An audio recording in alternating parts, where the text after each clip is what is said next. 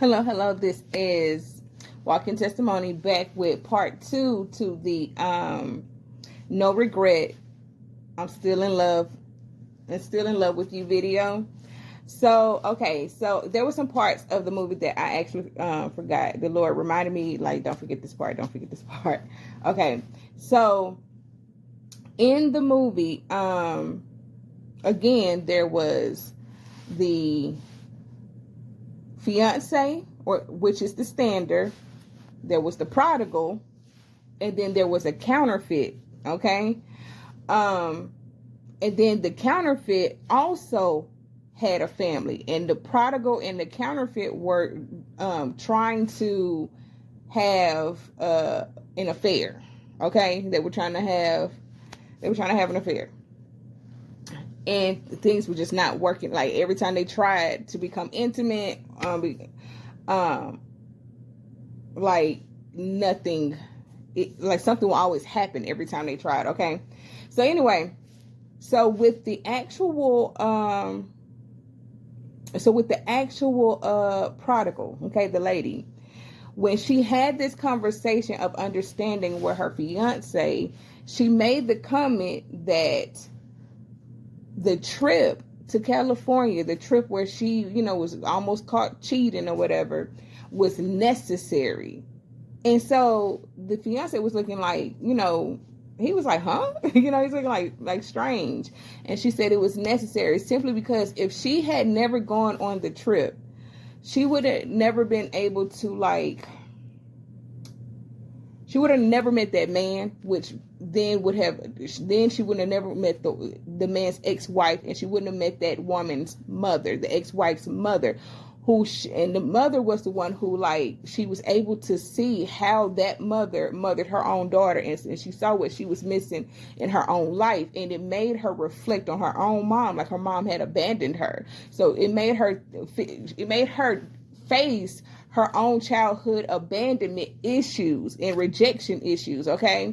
And so she then came to realization that the reason why she could not commit to her fiance was because her mother abandoned and rejected her, and her mother could not commit to her as a mother, okay? And so she would have never had that conversation with that ex-wife's mom or whatever, and the ex-wife's mom encouraged her to go face that trauma and to close that chapter in her life, and so she did. She met up with her mom.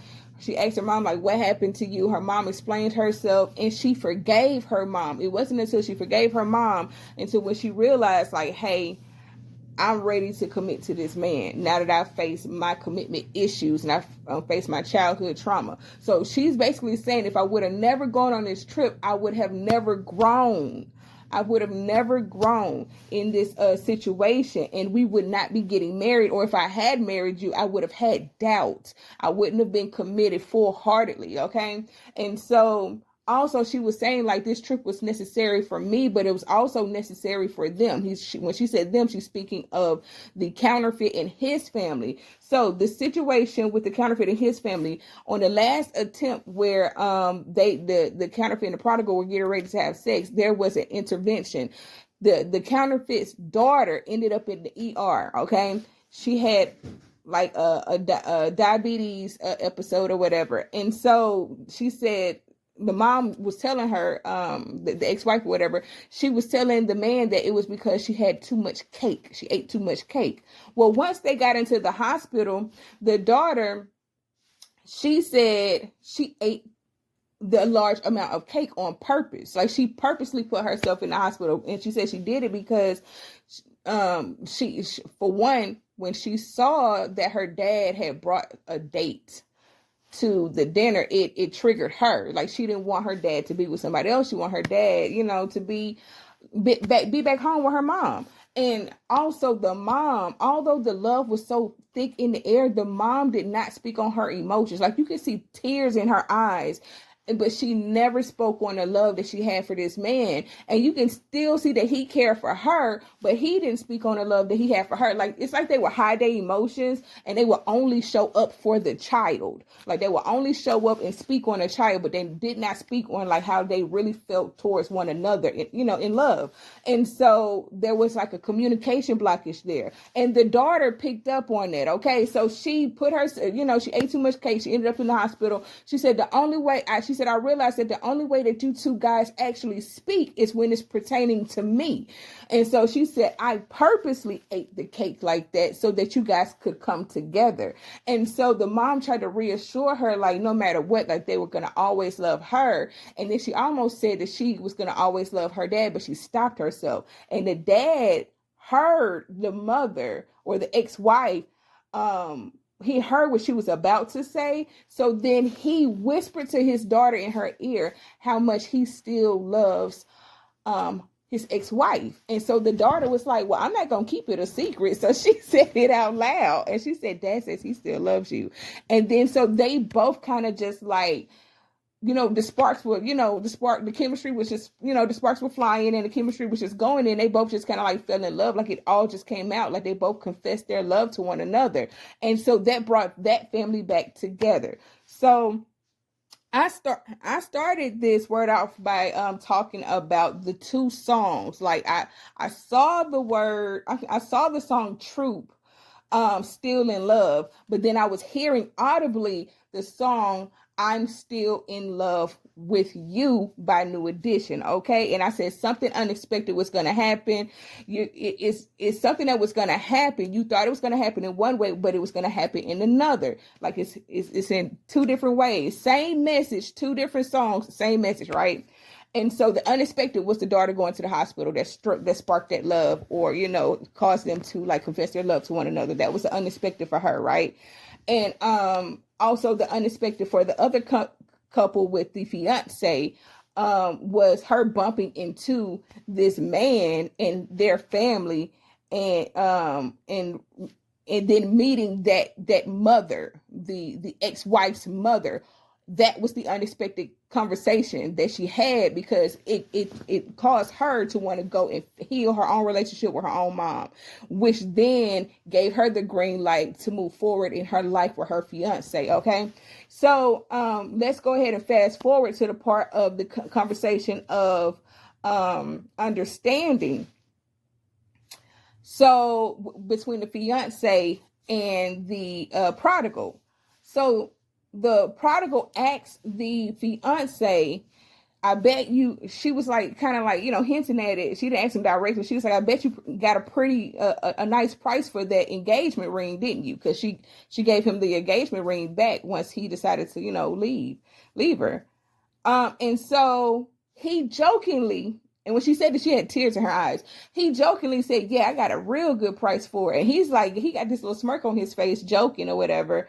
And when the camera zooms in on her, she just got tears. Like, she just like, this is not a game. Like, she got her heart on her sleeve. She's just like tears all in her eyes. She's so serious in this moment. So then he quickly, like, he quickly confessed. He was like, no. And he says, I couldn't bring myself to give away something that belonged to you. So him hanging on to that ring, even though he was heartbroken, even though he didn't understand what all was going on, and he was just really just, trying to show his self-love and his worth by just walking away, because he knew that, she went out there to go cheat or whatever, or she was about to cheat anyway. He couldn't let go of that love. Like, that ring, him holding on to that ring was a symbol of him holding on to hope, him holding on to faith of that relationship coming back together. That man still loved that woman no matter what. Like, he still loved her. So he still had a mustard seed of faith and a mustard seed of hope that thing will work out. That promise will work out. That's why he held on to that ring. Okay. So that message is for somebody. Okay. But again, it's like the same message in two different ways. Like, there was two couples, they were separated. these, and in the two couples, there were partners that were about to, cheat, and it looked a mess. I know this seems like it's all over the place. The story is all over the place, but at the end of the day, it came back full circle, because the first couple, which had the couple with the daughter or whatever, they came back together because of the daughter. Okay, and then the couple that was just engaged, they came back together because the prodigal went and faced her childhood trauma. So it was because of a child for one relationship, and it was because of childhood trauma for the other relationship. But it all came full circle, and each couple was able to get back together. Each person still loved their partner. The love was still there. Just like with the two songs, two different titles, same message. So I'm going to go over the new edition.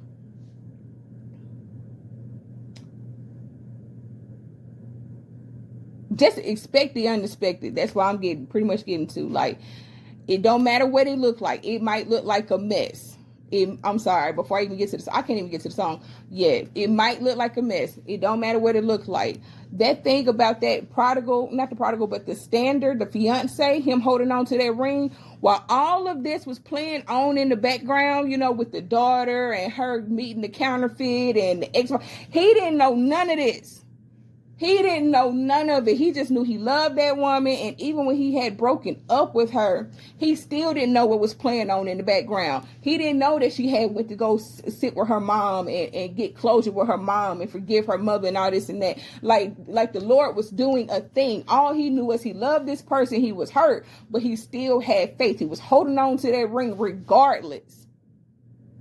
He didn't know any of this was going on in the background. So no matter what it looked like, okay, it still turned out exactly how it was supposed to. They still got married. The fiance and the prodigal, they still got married at the end. And the divorced couple, they came back together, and their family there was healing in both couples. So when the enemy meant for bad, God turned around and God turned that thing around for good. Okay, so I don't know who needed to hear that. It don't matter what it looked like. It didn't matter about that little witch, the little undercover witch who was talking about she was a prophet, then turned around and said that she does tarot and she was a psychic. It didn't matter about that. And then the whole time while the prodigal was like trying to find herself and going on her own journey, God kept sending her messages. She had the one friend that was married who was telling her, hey, don't do that. Then she had the friend that worked with her who was also a flight attendant. She was like, hey, don't do that. Then also the Lord, I'm not gonna say the Lord, but also just for the movie's sake, hypothetically, also there was a message that was sent through the counterfeit's ex-mother-in-law, and she sent her a message like, hey, go heal your relationship with your own mama, and perhaps you can move forward with in your life. So the lady kept getting signs. Temptation was there, but God kept talking. So don't give up. I know that, like, today I was talking about, hope being deferred. Somebody was dealing with hope being deferred. That man, that standard, he did not know what was going on in the background, but God was moving in the background, the different pieces. But at the end of the day, everybody went to where they were supposed to go. God's promise still stood. That marriage still happened, and there was healing in the marriage with the fiance, and there was healing in the marriage with the divorce, because even the mother-in-law was saying that no matter about the divorce, and that might be for somebody, you may be divorced from somebody that you are supposed to be with. She was like, no matter what the paperwork may say, that is still your husband. And that man came back home. He came back home to his wife and child. Okay, so now I'm going to get into the lyrics real quick for, like I said, the new edition song, I'm Still in Love with You. Okay, so it starts off by saying, "Oh, what can I do, girl? So much in love, girl, but your friends got you thinking and it's affecting you." Just like in the story, there was a friend who gave her bad advice.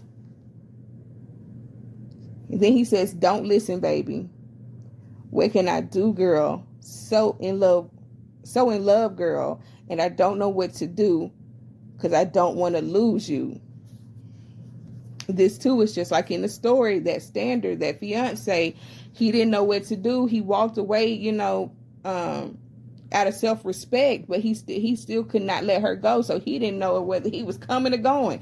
He just knew he couldn't stand for disrespect, but he still loved this person and he held on to that ring. So this person don't know what to do. He don't want to lose this person, but he also don't want to lose himself, and his self-respect either. So many standards may feel like that, like, you're so in love with this person, but you're not gonna let this person just run all over you either, but you know that this is the person for you, and you just cannot move on with somebody else. When you know who your person is, you just can't. It's not that easy. So the next lyric is, "No, what would I do without your love? Baby, it's heaven sent from above." They know, this person knows that God has ordained this relationship, okay? The standard definitely knows, that God has ordained this relationship. And then he says, "So you don't believe what your friends tell you about me." He's basically saying, don't follow that bad advice. I don't know if you have been talking to somebody about your love life, but cut it out. Stop talking to everybody. You need to go to God with it. Allow God to, if you're going to speak to somebody about your love life, ask God if it's okay to speak to that person about it, because everybody who's smiling in your face is not your friend. Some people really are jealous, and they are envious of what you have going on, and misery does love company. They want to see you miserable like them. So that's a message for somebody. I don't know who it's for, but stop telling everybody your business, because people will give you bad advice to sabotage what they see that's happening in your life. So the next lyric is, "I'm still the man for you." Just like in the movie, that girl gave that girl bad advice, but that standard saying is like, "I'm still the man for you." Like, after all of that went on, after she went for it and followed that bad advice, she still full circle came back to that same man who had been proposing to her for 12 years. And he said, "I'm still the man for you, and I'm still the man that's true, and I'm still the man who's lucky, and I'm still in love with you. It don't matter what your friends do. They're just jealous of me and you, and I'll always keep you happy because I'm still in love with you. I'm still in love." Then it says, "Time passes so fast, babe. I wish it would last, babe. Because I know in my heart that my life ends and starts with you. And baby, I know that this feeling I'm feeling just won't let me go." So I'm thinking that clicks more with the other couple who had the child. Like, time had passed, they had divorced, and they probably thought it was the end, just like the end of their relationship altogether. But regardless of them ending the marriage legally, that feeling of love that they had for one another, it just would not go. It wouldn't leave either one of them.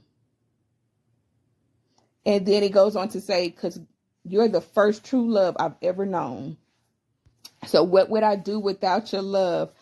Baby, it's heaven sent from above. And I know that in my heart, I'm the best for you." I'm really getting at this part was going more towards that, again, that father and that ex-wife. I'm really getting the scene of them being at the hospital and her about to say, her about to slip up and say, like, "I still love your dad," and him picking up on that. He knows, like, in these encounters where it's life or death, I'm going to show up. I'm going to show up for my family. I know that I am the best man. I'm the head of this family. I'm the best man for you. Nobody else can show up for this family like how I can. Like, he's stepping into his position. And that's why he went ahead and confessed to the daughter that I still love your mother.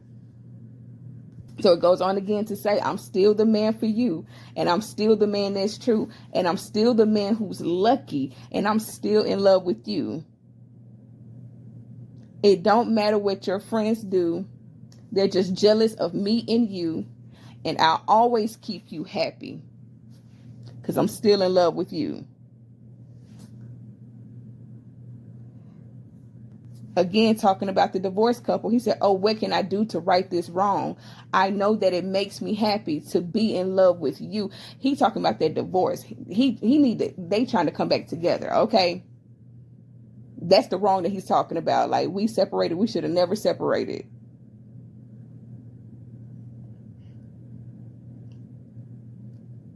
Then it says, so I'm still the man for you, and I'm still the man that's true. Darling, I'm still the man, baby, and I'm still the man who's lucky, and I'm still in love with you. It don't matter what your friends do. They're just jealous of me and you, and I'll always keep you happy because I'm still in love with you. No one loves you like I love you. I still love you. And this is, but both men feel this way. No one loves you like I love you. I still love you. I'm in love with you. Said I'm still the man for you, baby. And I always make you happy. And I'll always be there, baby. Because I'm still in love with you. So, before starting this part 2 or whatever, I actually had ran across the number 835 right before I press record, and 835 means happiness. And if you pay attention to this song and the lyrics, it's talking about, he repeats how he's happy or whatever. And so it also not only means happiness but blessedness. So these people coming together and their relationships being healed, these families being restored, they feel blessed, okay, and happy. So again, I don't know who this message is for, but somebody felt like hope deferred. Somebody felt like that man, that fiance who was just waiting, and waiting on that commitment. Somebody felt like that, but that man held on to that ring. That man, and that ring represented faith, hope. Okay, he held on to it no matter what it looked like. Even though he was hurt, he held on to that promise. Okay, he just knew that was his wife. Even when he was upset, even when he was hurt, even when he was angry, he just knew that he knew he couldn't just move on to somebody else. He knew that was his person. So this message may be for somebody who was feeling like they needed a sign from the Father. Like, I need something to hold on to this, because Father, I feel like I'm about to let this go, because I'm hurting, and I'm tired.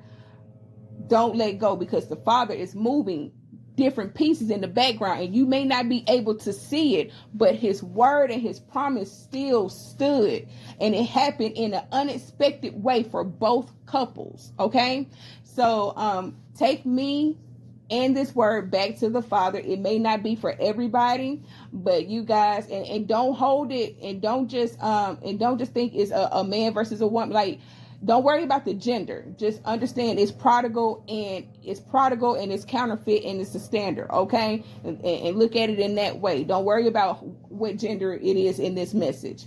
But you guys, again, stay prayed up. I love you with the love of the Lord. Have a blessed day.